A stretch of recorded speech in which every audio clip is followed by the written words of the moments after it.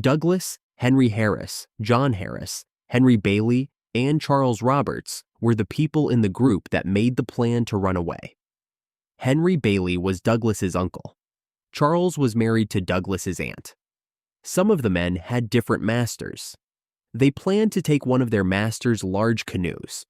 One night during the Easter holidays, they wanted to paddle up the Chesapeake Bay. They wanted to use the North Star to guide them past the Maryland border. After going about 80 miles, they were going to get rid of the canoe.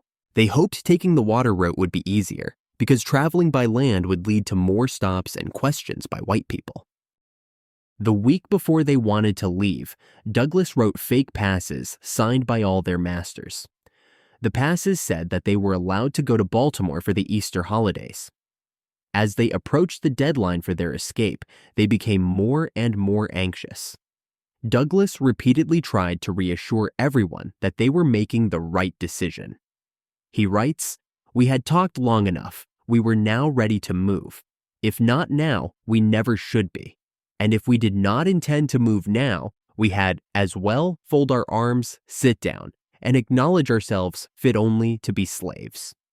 The night before the planned escape, Douglas didn't sleep. The idea of escaping was originally Douglas's, and he was heading the whole thing. The next morning, while Douglas was working in the field, he got a bad feeling and feared that they had been betrayed. When the horn blew and they went to breakfast, Douglas went to the house. Just as he got there, he saw 4 white men on horseback. There were 2 black men tied behind them. The men approached the house. When Douglas answered the door, they grabbed him and tied his hands tightly together. The men told Douglas that he was in a difficult situation and that he was to be questioned before his master. If the information was false, Douglas was not to be hurt. Then the men tied up John.